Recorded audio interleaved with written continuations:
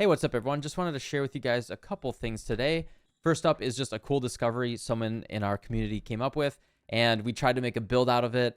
And unfortunately, the trade-off wasn't really there, but it's a really neat interaction. And maybe you guys can figure out something with it that will turn into a really good build, but I think it's probably just a really neat trick. And then after that, I want to show you guys just a real quick build that I slapped together to salvage the build that we were trying to make. And it's not something that I would strongly recommend. It's basically just a variation on something that's out there right now, just because I was slapping something in to make up for something that we had before. But Exsanguinate Mines is what it is. Maybe that's a way you can build it in a slightly different manner than is popular right now, and possibly a little bit cheaper as well. So stay tuned for that. But first up, I just want to show you guys this really interesting interaction. There's a thing in the game called mines, and by default, most mines, if not all, the regular mine gems have an aura tag on them. So when the mines are placed, they actually have an aura effect, which you can see the bottom line here with the Pyroclast mine. Each mine adds 1 to 2 fire damage to hits against enemies near it, up to a maximum of 64 to 96. So the more mines that are down, that aura will get stronger. And for the detonation that's going off, the mines that are around, that'll have that aura effect. Stormblast Mine is very similar, and this is a more common aura that people are using as a utility gem, which says that each mine applies 3% increased damage taken up to 150%. That number can get larger with some quality and mine aura effect and all of that to try to stack that a little bit easier. This is a thing that some builds have done in the past to try to get some more damage out of their build. But there's a really interesting interaction that my buddy Nick figured out that is with the high impact mine support. So high impact mine is a way that you can create a mine out of a spell or an attack. And this is what is traditionally used, for example, with Reap or with Arc or anything. You can then link high impact mine to Reap right here. It'll throw mines that are Reap mines, and then I can detonate those.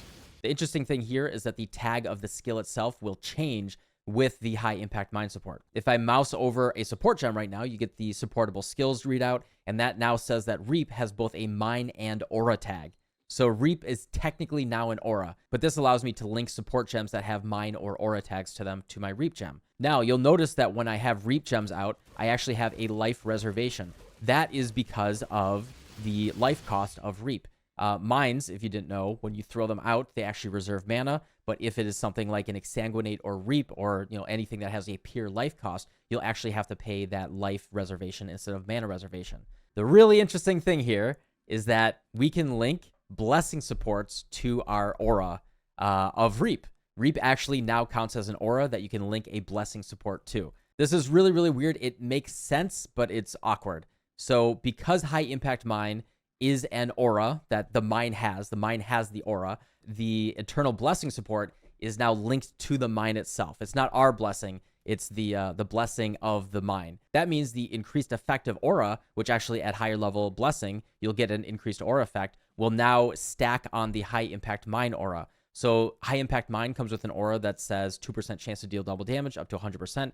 We can actually scale that by using eternal blessing and use that as kind of a utility gem. So you'll see if I link Eternal Blessing right here, I pay no reservation cost whatsoever. My life and my mana do not reserve at all as I throw out more mines. As I cast them, look at that. No life or mana reservation whatsoever. So really interesting way that you can bypass that life or mana reservation, as well as get the benefit of scaling the high impact mine support aura. Now, the original idea here for making a build out of it was to use Reap mines, not have to pay that life cost, and reserve all of our mana. So that was the original setup that I had. So kind of the idea was I could maybe even go into a low life setup with Pain Attunement, get 30% more damage, make up for the support gem that we would be losing. That's kind of the downside, right? Is you lose an entire support gem.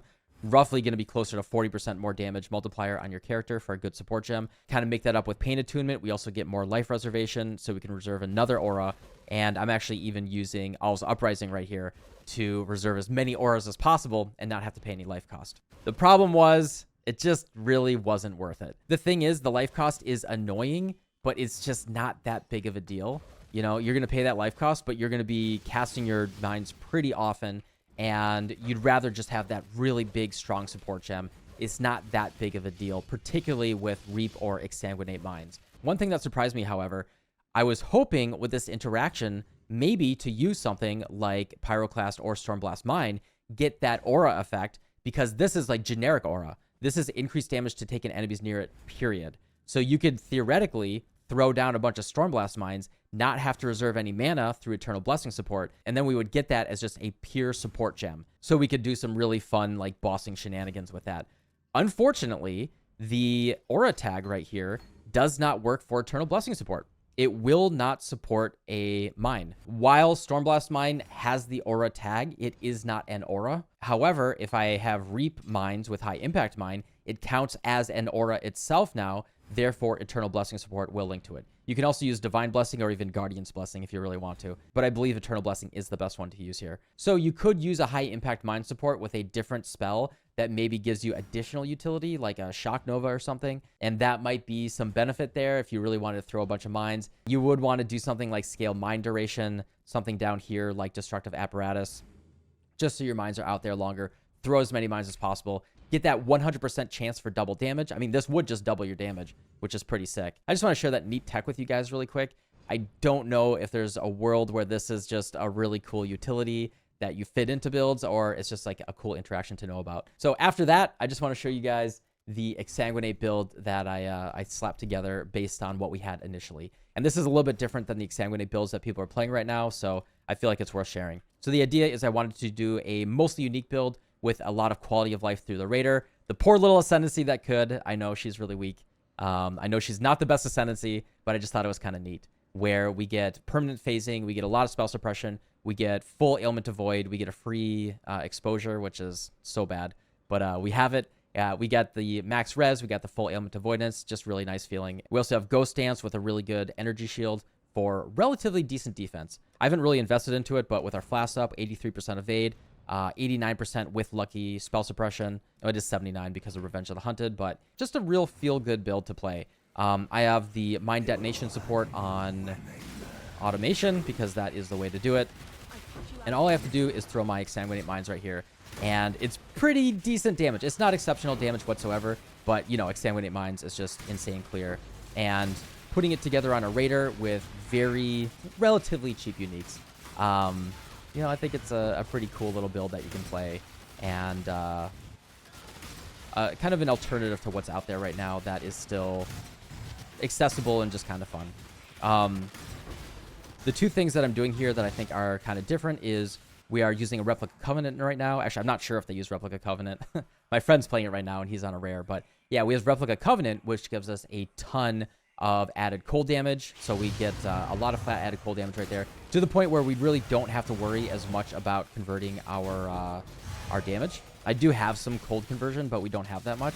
We're just scaling a lot of flat. I'm using that, as well as I'm using an All's Uprising of Zealotry. So this gives us a lot of crit chance, as well as a free Zealotry, which is really, really nice. And this was really, really cheap. Like, how much was this? This was 30 chaos, yeah. The dirt cheap amulet right now. This is on a 5-link right now with chain, so not as much damage as I usually have. I usually do a gem swap, but you can see the damage with chain as well. We also are in permanent delirium right now. Out of portal scrolls. Rip. Oh, there we go. Got some portal scrolls. And then I really wanted to use the Dark Seer.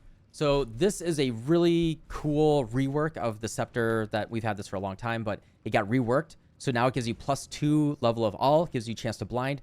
Enemies blinded have malediction, which means they take more damage and deal less damage. Let's make sure that's still true. It is. You never know. GGG changes things. Get some elemental damage, as well as unaffected by blind. We're using that. We have a Profane Proxy with our Frostbite in here, so we get a, we have to press one fewer button. I'm using a Machine Emits. These, even double corrupted, are very, very cheap right now. Just Max Frenzy Machine Emits right now are basically free, 25 chaos right now. This gives us Leech, so particularly by using Exsanguinate Mines, right, it costs our life and our life reservation. When we're casting it, by having a nice amount of Leech, this lets us keep our life up very, very easily. If you want to, you can go into the Instant Leech Mastery, and then you get really, really good sustain, but I'm not really bothering about that. +1 max power charge Heat Shiver. This is like 6 divines right now, but Fractured +1 physical shield is very, very cheap right now. You can get it for like 1 divine because people are printing these, and then you just hit it with a couple Reforged crits or something, hit something decent. This is my belt for my other character, just for stats and res. And the other cool thing that we're doing here is the Blood Dance. These are basically free boots. These give us 30% increased damage per frenzy charge with hits against enemy on low life. So low life is when they are, below 50%. And since we have 6 frenzy charge right now, that is 180% increased damage when they're on low life. not to mention additional 12% movement speed. So it's a 32% movement speed boot as well. Not the best in slot boots. You could probably just get a nice pair of rare boots and you'd be pretty happy with that too. Getting 4.8% life regen per second when you have your frenzy charges up, just really comfortable pair of boots to wear. So I thought these were kind of neat to wear. This was a good recommendation by Viper in our chat yesterday when we were just trying to like think of uniques to slap together on this build. And then, yeah, I'm using Exsanguinate right here. We are pumping the gem levels through the Dark Seer and the shield. I'm using Awakened Cold Pen and Chain Support. You do want to put in Trap and Mind Damage versus Chain Support for single target. I didn't do that in the demonstration a few minutes ago. Yeah, you really want Chain for clearing with Exsanguinate. Trap and Mind Damage is a lot more than Awakened Cold Pen, but I don't really like it for mapping because of that 10% less Mind Throwing speed. Feels really bad. And then Minefield Support and Charge Mind Support just feels really good. Throwing a bunch of mines. Then we have Detonate Mines on Automation. So I'm not even filling out all my gem sockets right here, right?